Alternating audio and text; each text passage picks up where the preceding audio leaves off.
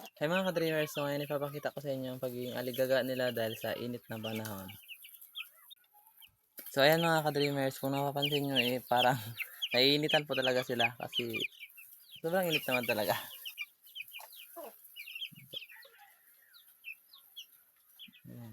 Ayan. Halos light ang kakain nila tapos mapapahinga naman sila ulit. Tingnan nyo mga ka-dreamers. Ayan. Kapag kaganyan talaga na binubukan lang yung pakpak nila tapos parang yung bunga nila naiinitan po talaga sila.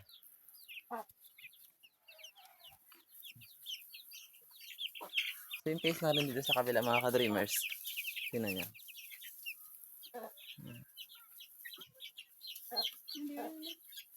Ayan. Saan? Ano yung nahuli ng isa, me? Ito. Ipis. Yun o. Yun, nakahuli yung isa ng ipis mga ka-dreamers. Nahabol. Ayan. Minsan nakakatulong sa kanila yung insekto mga ka-dreamers kasi nagiging energetic sila pagka mayroong nahuli yung isa. Gagawan po sila.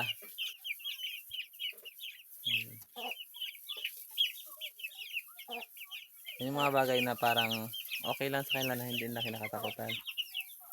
Pero sa mga ahas, ganyan, or may hawak nga. Hindi nakatakutan talaga ng mga ka-dreamers.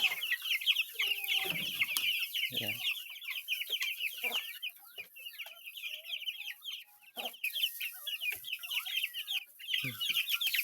Ayun. Iba ang humuli, iba ang kumain.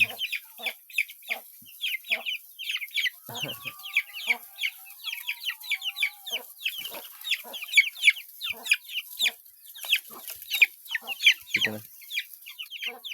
Hey mga ka-dreamers, so 10 days na natin pag-aalaga ngayon gaya ng improvement ng katawan nila. Bilis lang, no?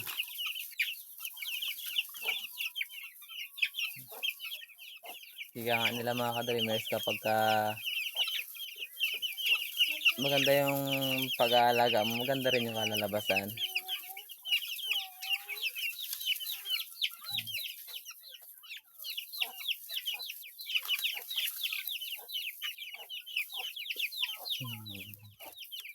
Itong dayami nila mga ka-dreamers is kapapalit lang natin ngayon ulit.